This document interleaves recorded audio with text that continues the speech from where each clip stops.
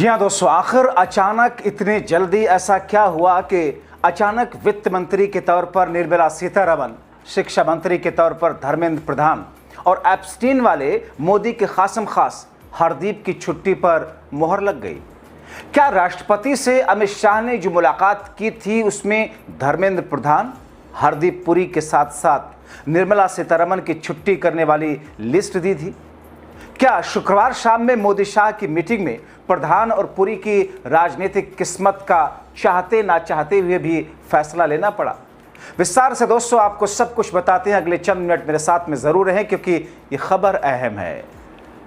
दोस्तों इस समय जो सबसे बड़ी खबर है वो ये कि पुरी और प्रधान का मंत्री के तौर पर समय पूरा हो चुका है, मगर वो निर्मला ताई जो आज तक देश को ये तक नहीं बता पाई कि रुपया क्यों गिर रहा, जो कहती आई है कि रुपया नहीं गिर रहा है, डॉलर तरक्की कर रहा है, जो महंगाई के बारे में, और एक समय में जब प्याज की कीमतें अचानक बहुत ज़्यादा बढ़ गई थी तो उनसे सवाल किया गया प्याज को लेकर के, तो उनका जवाब क्या था? और ये बात किसी आम जगह रैलियों पर नहीं, संसद के भीतर की बात है।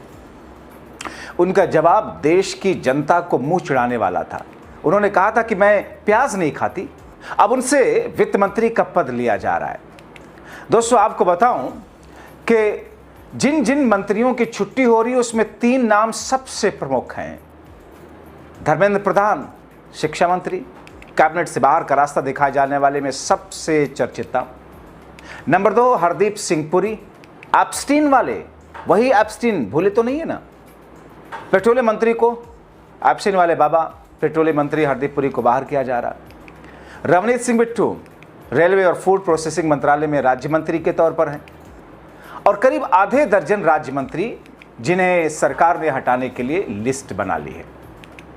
मगर दोस्तों हैरानगी की बात यह है कि 26 जून को प्रधान जी, धर्मेंद्र प्रधान जी का जन्मदिन था। साहब की चतुराई देखिए कि उनको पता था कि प्रधान जी की विदाई हो रही है, तो पता क्या, उन्होंने ही मोहर तो लगाई है, मगर फिर भी बधाई संदेश में तारीफों के कसीदे पढ़ रहे थे प्रधानमंत्री नरेंद्र मोदी उनको विश करके। तभी दोस्तों जेनजी और कॉकरोचों की तरफ से प्रहार करते हुए ये कहा गया, कितनी शर्मनाक बात है, प्रधानमंत्री आज अपने लीक प्रधान को जन्मदिन की बधाई दे रहे हैं। पेपर लीक के चलते अपनी जान गंवाने वाले विद्यार्थियों के लिए उनके मुंह से संवेदना के एक शब्द तक नहीं निकलते। बेशर्मों की सरकार है, इसलिए पेपर लीक हर बार है। इधर दोस्तों भारतीय जनता पार्टी और सरकार की किरकिरी होते देख करके भारतीय जनता पार्टी खेमा न जाने क्यों विचलित होने लगा, आक्रोशित होने लगा कि साहब ये तो हमारी छवि धूमिल की जा रही है। और ख़ास तौर पर ऐसे अंधभक्त, वही अंधभक्त जो कि 2 दिन पहले 3 दिन पहले पहुंच गए थे जंतर मंतर पर अटैक करने के लिए, सर फाड़ दिया था देश के युवाओं का, उनके पेरेंट्स का। अब दोस्तों ये भक्त और भाजपाई आक्रोशित होकर के जेनजी और कॉकरोचों के ऊपर प्रदर्शन स्थल पर पहुंच गए अटैक करने के लिए। और ये सब ऐसे समय में जब राम मंदिर चंदा चोरी में इनके खासम खास के नाम आए और उनका पद ले लिया गया, इस्तीफा हो गया। मगर दोस्तों कांग्रेस टीम ने इन सब मुद्दों के साथ ऐलान कर दिया कि बीजेपी और मोदी शाह की टीम देश के साथ साथ राम मंदिर को लूटने, करोड़ों हिंदुओं की आस्था पर डाका डालने का काम कर रही है। चंपत राय झोला उठाकर चल दिए हैं इस्तीफा देकर। ऐसे ही यूं ही झोला उठा करके नहीं जा सकते। उनका इस्तीफा देना ये बात साबित करता है कि गड़बड़ झाला में तो शामिल वो भी थे। वैसे झोला उठाकर चल देने का वक्त तो आपको याद होगा प्रधानमंत्री नरेंद्र मोदी ने कहा था कि मेरा क्या है जी, मैं तो फकीर आदमी हूँ, ज़्यादा से ज़्यादा मेरा क्या कर लेंगे, मैं तो फकीर हूँ, झोला उठा के चल दूँगा। लेकिन आज़म खान ने उस वक्त एक बड़ी सटीक टिप्पणी की थी कि साहब नहीं नहीं नहीं नहीं, ऐसे आपको झोला उठाकर चल कर जाने नहीं दिया जाएगा, आपको दिखाना होगा, चेक कराना होगा उस झोले में क्या ले जा रहे हैं। तो दोस्तों क्या कह रही है सुप्रिया श्रीनेत, जरा सुन लीजिए।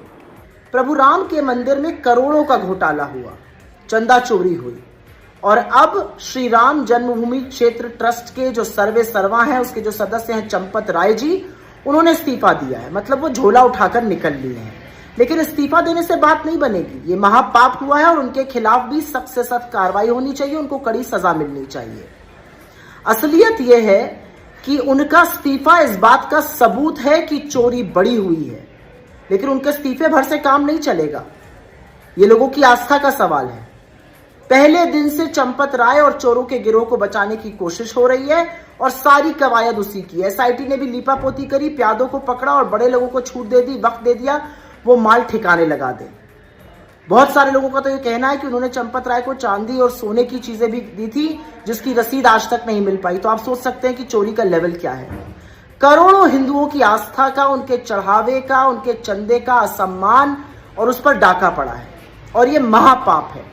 और इस महापाप की सजा इस्तीफा नहीं होता, सख्त कार्रवाई होती है। सबके खिलाफ एफआईआर होनी चाहिए, मुकदमे चलने चाहिए। और अब शायद वक्त आ गया है कि ये जो ट्रस्ट है इसको भंग करके नए लोगों को इसमें डालना चाहिए। और मैं एक बात और कहना चाहती हूँ, नरेंद्र मोदी जी शिलान्यास करेंगे, भूमि पूजन राम मंदिर का कौन करेगा? नरेंद्र मोदी। उद्घाटन कौन करेगा? नरेंद्र मोदी। प्राण प्रतिष्ठा कौन करेगा? नरेंद्र मोदी।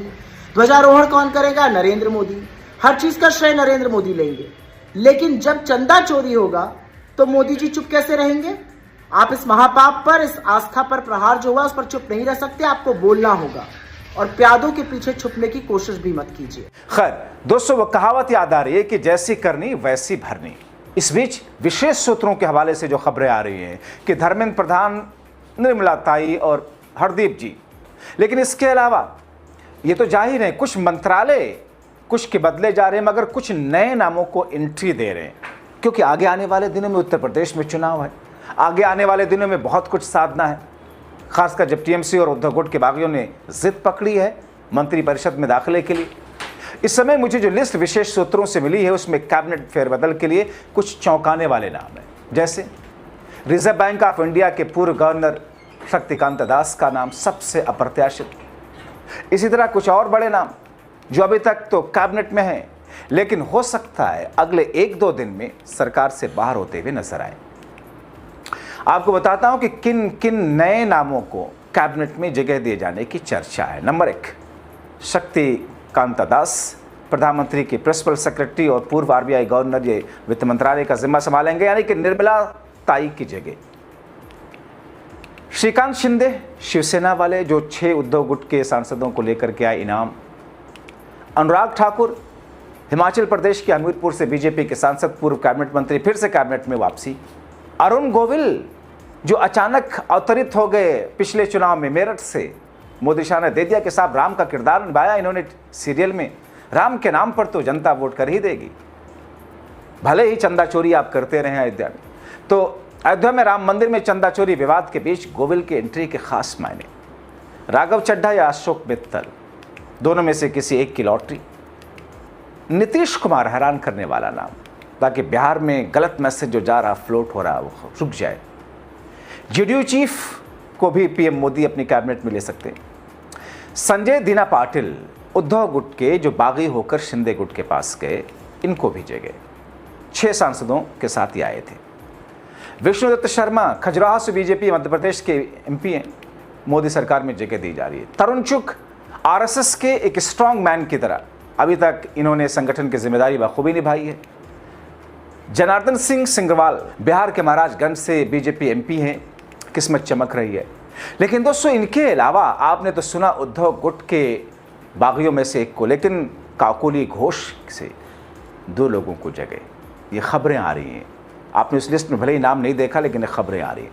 लेकिन इन सब चीज़ों के बीच में नायडू ने जिस अंदाज में टाइट की स्थिति, और शिंदे, क्योंकि दोनों के फोटो भी आपने थंबनेल में देखे होंगे, शिंदे ये कह रहे हैं कि साहब हम तो अब बड़ी पार्टी हो गए, हमारे पास में 13 सांसद हैं, 13 सांसदों पर 2 मंत्री पद तो दीजिए कम से कम। नायडू ये कह रहे हैं कि साहब हमारे भी मंत्रिपरिषद को में हमें और जगह दी जाए। इधर से इन दोनों का दबाव, काकुली घोष अलग दबाव डाले हुए हैं। तो फिर इन तमाम चीजों के बीच में दोस्तों आगे क्या? अब तक जो स्ट्रगल चल रहा था ये अभी भी चल रहा है, क्योंकि अभी ये सब मुहर लगने की बात कही जा रही है, आधिकारिक तौर पर ऐलान नहीं हुआ है। उन तीनों लोगों के इस्तीफे का, कैबिनेट से बाहर किए जाने का इंतजार कर रहे हैं हर कोई।